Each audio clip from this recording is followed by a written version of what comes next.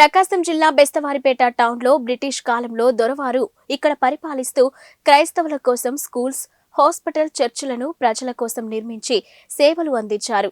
ఇక ఇంగ్లాండ్ దొరవారు వారి దేశానికి వెళ్లిపోతూ ఈ ఏబిఎం ఆస్తులను క్రైస్తవులకు అప్పగించి వెళ్లిపోవడం జరిగింది.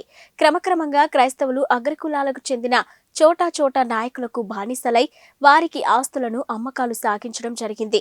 బెస్తవారిపేటలో క్రైస్తవుల సమాధి తోట సర్వే నంబర్ 96/1 13 ఎకరాల 40 సెంట్లు గతంలో ఉండేవి. కానీ ఇప్పుడు 2 ఎకరాలకు మిగిలిన వైనం ఇప్పటికీ సమాధి తోటను 11 ఎకరాలు అమ్ముకోవడం జరిగింది. సమాధి తోటలకు దేశంలో ఎక్కడా లేని విధంగా తాళాలు వేసిన వైనం ఇక వీరి జేజీ నాయన లేక వీరి తాతల ఆస్తులు అనుకొని సమాధి తోటకు తాళాలు వేసుకొని దగ్గర పెట్టుకున్నారా? బెస్తవారిపేట క్రైస్తవులు శ్మశాన వాటికి తాళాలు వేసిన విషయంపై మండిపడుతూ క్రైస్తవులంతా ఏకమై తాళాలు పగలగొట్టవలసిన అవసరం ఉందని హెచ్చరికలు జారీ చేశారు.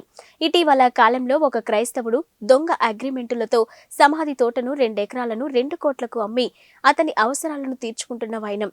ఇక ఈ ఏబిఎం ఆస్తులను అమ్మిన వారు, కొన్నవారు చరిత్రలో బాగుపడ్డట్టు లేదు. మతిని బట్టి గతి, గతిని బట్టి స్థితి, స్థితిని బట్టి బతుకు, బతుకును బట్టి చావు అనే ఈ సామెత అమ్మినవారు, కొన్నవారు ఖచ్చితంగా గుర్తుపెట్టుకోవాల్సిన అవసరం ఉందని విశ్వాస్ టీవీ వారు విన్నపించారు. అతి త్వరలో విశ్వాస్ టీవీ వారు క్రైస్తవుల సమాధి తోట అమ్మకాలపై కోర్టు వారిని ఆశ్రయించనున్నారు.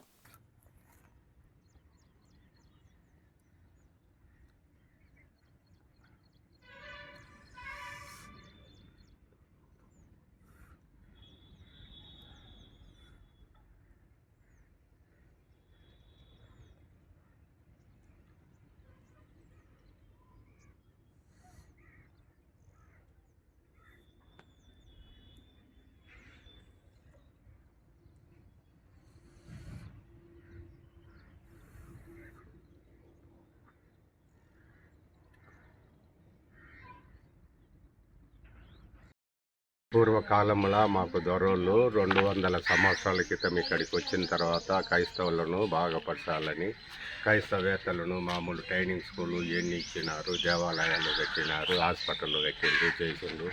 అయితే శ్మశాన వాటిగా 13 ఎకరాల 14 సెంట్లు ఇచ్చారు. అయితే ఈరోజు మటుకు 1.25 సెంటు ఇచ్చినారు. స్వార్థపూరితమైన మనుషులు అవి అమ్మకం చేశారు. రాబోయే తరములో మా వాళ్ళకి ఏమీ ఉండటం లేదు. ఎందుకంటే ఎదుటి వాడిని బోధించినప్పుడు మనం సరి చేసుకోగలం కదా. మా వాళ్ళల్లో మాకు ఐక్యత లేనప్పుడు ఇతరులు మమ్మల్ని ఇబ్బంది. ఇక్కడ 27 చర్చిలు ఉన్నాయి. ప్రతి ఒక్కళ్ళకు క్రైస్తవులకు, క్రైస్తవేతలకు దొరలు ఎంతో కష్టపడి ఆ సమాధులతో ఇచ్చింటే కబ్జా చేసి మానవాళ్ళని, ఎందుకంటే కొంతమంది అందుకనే ఎస్ఐ గంధం 1-2 ఏళ్ళ మీ ఎదుటని అన్యజనులు మీ భూమిని తినివేసిరి, అన్నులకు తటాసించు నాశనం అది పాడైపోయింటే మేము 200 సంవత్సరాల క్రితం ఇక్కడికి వచ్చిన తర్వాత అదన్నీ నాశిపోయినాయి. 65 సంవత్సరాల క్రితం చర్చిలల్లా గొడవలు కొట్టా ఉన్నాయి. దొరలు కూడా చేతులు కాల్చినారు. ఎంతో బాధాకరంగా ఉన్నది. తురిమిళ్ళ చర్చి కానీ పేరు పెట్టుకున్నారు. ఇటువంటివన్నీ మామూలు ఆలోచించి క్రైస్తవులు ఇప్పటికైనా మేలుకొళ్ళు కావాల్సినదిగా మేము బతిమాలుకున్నాను.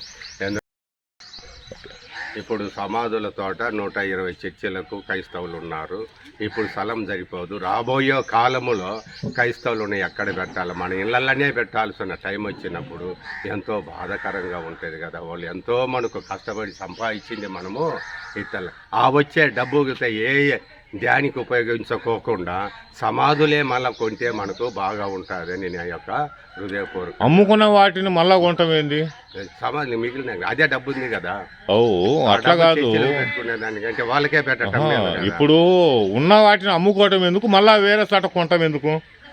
అదే వాళ్ళని అడిగితే మనం ఉంటుంది కదా భవిష్యత్తులో ఆ డబ్బు ఉపయోగకరి వేరే చర్చలకు ఉపయోగించేదానికంటే సమాధితో పెడితే మన పిల్లల భవిష్యత్తు బాగుంటుంది కదా. ఈరోజు సమాధి పెట్టి 500 అయితే సమాధి ఖర్చు 500 రాబోయే తరంలో మనకు ఉండదు. కాబట్టి దాన్ని పరిశీలించుకొని క్రైస్తవేత్తలు ఇప్పటికైనా ఆలోచించుకొని క్రైస్తవులు ఐక్యతగా ఉండండి, ఐక్యతగా ఉంటే బాగుంటుందని నా యొక్క మనవి. సరే, ఓకే.